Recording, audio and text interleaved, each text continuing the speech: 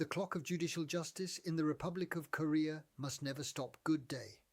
I am Professor Nam Yong Lee, and I also serve as chairman of the Bukak Forum, a fellowship of more than 2,000 PhD-level policy experts devoted to guiding and enlightening the grassroots citizens of the Republic of Korea in order to advance a sound liberal democracy and a sustainable free market economy.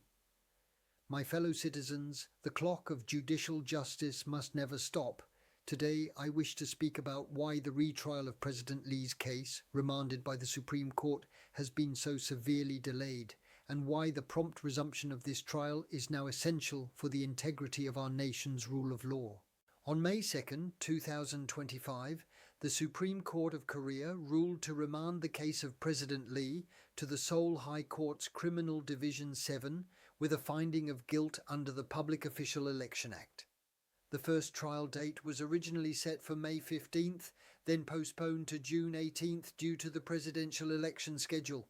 Yet more than 5 months have passed without the trial's commencement. The people are waiting.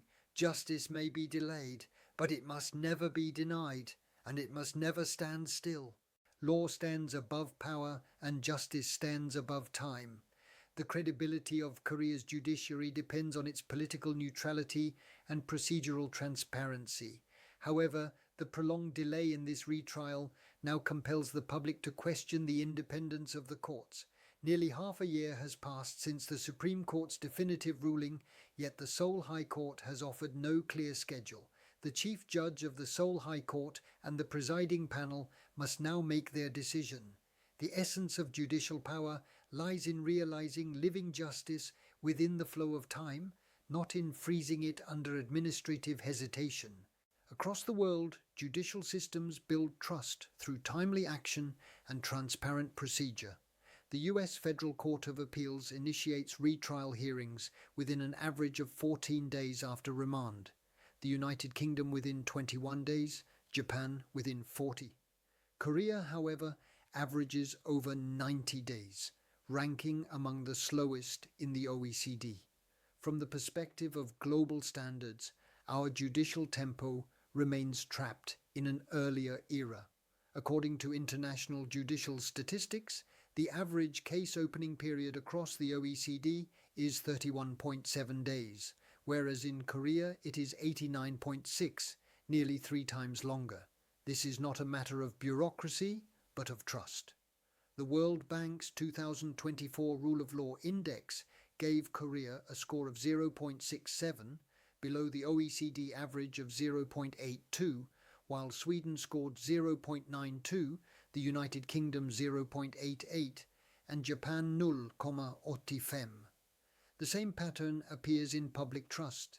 An OECD survey found that confidence in the judiciary stood at 88% in Finland, 28% in Japan, and only 43% in Korea. We must now ask why the clock of justice moves so slowly in our country. The answer lies not in the system, but in the absence of resolve. The Chief Judge of the Seoul High Court and the judges of Criminal Division 7 are not mere administrators of process. They are historical actors in the realization of justice. The people await their courage and their judgment. What is needed now is not avoidance but action, not delay but decision. Nations around the world have institutionalized world best practices to prevent judicial stagnation. The United Kingdom introduced the fast-track trial system, and the United States uses a federal case management system to automate retrial scheduling. Israel notably exempts no one from judicial accountability. Its incumbent Prime Minister, Benjamin Netanyahu, is currently on trial in the Jerusalem District Court on 3 corruption charges. Despite overseeing his nation's diplomacy and security, he appears in court weekly, declaring, "The courtroom is not an extension of politics."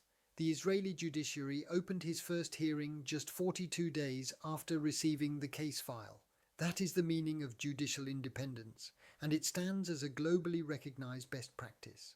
The Republic of Korea must now meet this same standard. Once the Supreme Court has issued a remand, the review of case records and the setting of a trial date should take only a matter of days. If political calculation or administrative habit continues to obstruct the process, then justice itself has already been compromised. This moment is the judiciary's last opportunity to restore the trust of the Korean people. Our judicial system must fully transition from electronic trials to a truly digital litigation system. By digitizing document submission, scheduling, and evidence review, the process becomes transparent and automatic. The United Kingdom reduced trial initiation time by 35% after adopting such systems, and Japan achieved a 28% reduction. Korea, too, must activate digital litigation in earnest to achieve both speed and fairness. The retrial of President Lee is not merely a case about one individual, it is a test of whether the Korean judiciary can meet global standards, a test of whether even the powerful are truly equal before the law.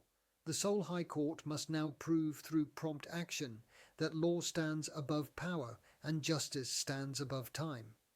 Justice must precede politics, and the commencement of this trial is not a procedural matter, but a matter of moral determination. My fellow citizens, the clock of justice now stands still, but it can move again through the courage of judges and the faith of the people.